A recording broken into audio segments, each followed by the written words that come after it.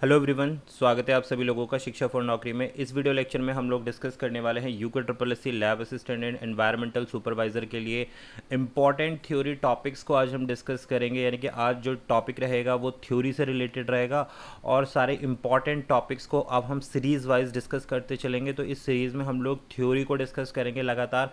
Science वाले इसमें topics include रहेंगे जो आपको हेल्प करेंगे यूके ट्रिपल एस सी के lab assistant exams, upcoming examination जो 2022 में आप प्रपोज किया गया है उसमें आपके लिए हेल्प करेंगे।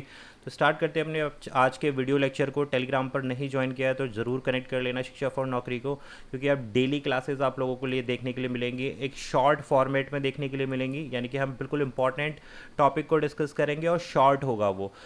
सारे टॉपिक्स जो हैं सिलेबस से लिए जाएंगे। तो स्टार्ट करते हैं फिर आज के अपने इस वीडियो को। तो यहाँ जो आज हमारा टॉपिक है, हिंदी इंग्लिश दोनों में आपको स्लाइड देखने के लिए मिल जाएगी और इस वीडियो का जो पीडीएफ है वो भी टेलीग्राम पर देखने के लिए मिल जाएगा। तो मेक श्योर आप टेलीग्राम को ज़रूर कनेक्ट कर लें।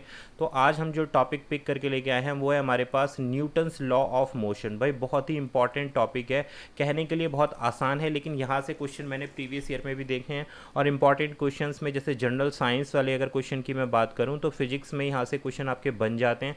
तो यहाँ से क्वेश्चन आपका गलत नहीं होना चाहिए, इसलिए आज का जो वीडियो लेक्चर है वो बेसिकली फोकस करेगा कि न्यूटन्स लॉ ऑफ मोशंस के बारे में, कि कितने लॉ हैं न्यूटन्स के। तो अगर बात करें तो 3 लॉज दिए हैं न्यूटन्स ने मोशन से रिलेटेड, ठीक है। तो ये आपको पता होनी चाहिए। अब क्या क्या उन लॉज के बारे में वो इस वीडियो लेक्चर में हम डिस्कस करेंगे। इसी तरीके से डेली आपको एक लेक्चर देखने के लिए मिलेगा जो इम्पॉर्टेंट टॉपिक से रिलेटेड होगा, चाहे वो बायोलॉजी में हो, केमिस्ट्री में हो या फिर फिजिक्स में हो, और डे बाय डे हम इसको इंक्लूड करते चले जाएंगे। जो भी आपके कमेंट हैं, जो भी आपकी राय है वो कमेंट कर सकते हैं किस तरीके से हमें स्पीड अप करना है अपनी प्रिपरेशन को। इवनिंग में हम एमसीक्यूज़ क्लासेस को लाइव करेंगे, तो मेक श्योर आप चैनल पर ज़रूर सब्सक्राइब करें और फ़ायदा उठाएं इस लाइव क्लासेस का, जिससे आपका रिवीजन होता रहे, अपने नोट्स प्रिपेयर करते रहें। तो पहले अगर हम बात करें न्यूटन्स लॉ ऑफ मोशन की, तो फर्स्ट लॉ ऑफ न्यूटन क्या बोलता है कि अगर कोई भी body, if a body at rest, अगर कोई भी बॉडी रेस्ट में है या फिर मूव कर रही है, चल रही है एक समान गति से किसी भी एक लाइन में, तो वो उसकी क्या टेंडेंसी होती है इस बॉडी की, या तो वो रेस्ट में रहने की कोशिश करती है या फिर लगातार मूव करने की कोशिश करती है या फिर चलने की कोशिश करती है किसी भी एक स्ट्रेट लाइन पर एक समान गति से, ठीक है। इसी को हम क्या बोलते हैं, Newton's first law of motion बोलते हैं। दोबारा समझ लेते हैं। सपोज ए हमारे पास कोई एक बॉडी है, या तो ये रेस्ट पर है। रेस्ट का मतलब क्या है कि इसमें कोई भी मोशन ही नहीं है, नो मोशन। तो इसकी टेंडेंसी क्या होगी, या तो ये मोशन इसमें रेस्ट में रहने की ही कोशिश करेगी, इसी में रहेगी, या फिर ये मूव कर रही है। कोई भी बॉडी, अगर बी बॉडी है, वो एक समान गति से मूव कर रही है, तो उसकी टेंडेंसी क्या होगी कि वो मूव ही करती रहे। कब तक ऐसा होगा, जब तक कि कोई बाह्य बल इस बॉडी पर ना लगाया जाए। अगर जो रेस्ट पर बॉडी है उस पर बाह्य बल लगाया जाएगा तो वो रेस्ट में ना रह के मूवमेंट में आ जाएगी, मोशन में आ जाएगी, गति में आ जाएगी। और दूसरी वाली जो बॉडी जो गति में है उस पर अगर कोई बाह्य बल ना लगाया जाए तो वो क्या होगी, वो चलती रहेगी, रुकेगी नहीं। तो ये था हमारा न्यूटन्स का फर्स्ट लॉ। बहुत ही आसान है, लेकिन हम एग्ज़ाम टाइम पर कई बार गलती कर देते हैं कि फर्स्ट लॉ क्या था, सेकंड क्या था, थर्ड क्या था, और यहाँ से क्वेश्चन बन जाते हैं और बहुत आसान क्वेश्चन हो जाता है। तो थोड़ा सा और जानते हैं। भाई देखो, इसी लॉ को हम किस नाम से और जानते हैं, इसी लॉ को हम बोलते हैं, न्यूटन्स के फर्स्ट लॉ को बोलते हैं लॉ ऑफ इनर्शिया। तो इस चीज़ को भी आप लोग ध्यान रखना, यहाँ से आप नोट्स प्रिपेयर कर सकते हो। इसी को हम क्या बोलते हैं, जड़त्वता का नियम के रूप में भी Newton's second law of motion को जड़त्वा का नियम भी हम कहते हैं। बात क्लियर हो गई। तो न्यूटन के पहले नियम के अनुसार यदि एक पिंड विरामावस्था में है या एक सीधी रेखा में स्थिर गति से आगे बढ़ रहा है, तो या तो वो विरामावस्था में या फिर स्थिर गति से एक सीधी रेखा में चलता रहेगा जब तक कि कोई बाह्य बल उस पर ना लगाया जाए। तो ये हो गई बात आपकी न्यूटन्स लॉ ऑफ मोशन की। अब यहाँ पर क्या है कि भाई सबसे पहले लॉ ऑफ इनर्शिया, जो जड़त्वता का नियम है जिसको हम Newton's first law of motion बोल रहे हैं, किसने दिया था, ये गैलीलियो ने दिया था। तो इस चीज़ को नोट डाउन कर लेना, ठीक है। और किस लिए दिया था, हॉरिजॉन्टल मोशन के लिए गया था। यानी कि क्षैतिज जो गति होती है, एक क्षैतिज अक्ष पर जो गति की जाती है, उसके लिए जड़त्वता का नियम दिया गया था, गैलीलियो के द्वारा दिया गया था। और बाद में इसको जनरलाइज किया, रेने ने इसको जनरलाइज किया है, ठीक है भाई। क्लियर हो गई बात। दूसरा पॉइंट यहाँ पर बोलता है कि गैलीलियो से पहले जितने भी हॉरिजॉन्टल मोशन थे, जितने भी क्षैतिज गति थी, चाहे वो डायरेक्ट कोज हो, तो उसको क्या किया गया था भाई, जो स्टिल गैलीलियो थे उन्होंने अपने एक्सपेरिमेंट के थ्रू बताया था कि इस पर कोई भी बॉडी पर अगर हम फोर्स लगाएंगे तो अगर वो रेस्ट पर है तो वो मोशन में आने की चेष्टा करेगी, और अगर मोशन में है तो रेस्ट पर आने की चेष्टा करेगी। तो ये पहले किसने बताया था? स्टिल गैलीलियो ने बताया था, मेन गैलीलियो से पहले। तो ये इस बात में ये था हमारा न्यूटन्स का first law of motion. I hope आप लोगों को क्लियर हो गया होगा।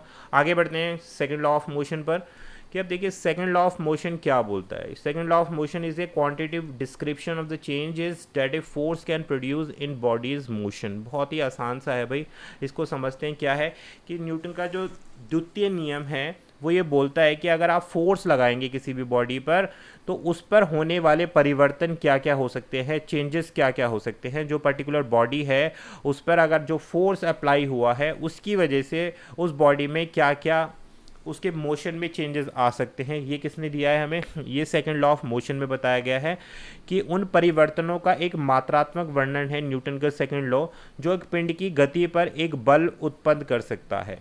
क्लियर हो गई बात? देखिए क्या बोलता है कि rate of change of bodies momentum, कि बॉडी के मोमेंटम में होने वाले परिवर्तन किसके बराबर होता है? उसके आयाम यानी कि मैग्नीट्यूड के बराबर होता है, और उसके डायरेक्शन के बराबर होता है to the force imposed on it. तो वेरी सिंपल है कि किसी भी बॉडी पर फोर्स लगाया गया, F is equal to m into a, ये हमारे पास एक लॉ निकल के आता है।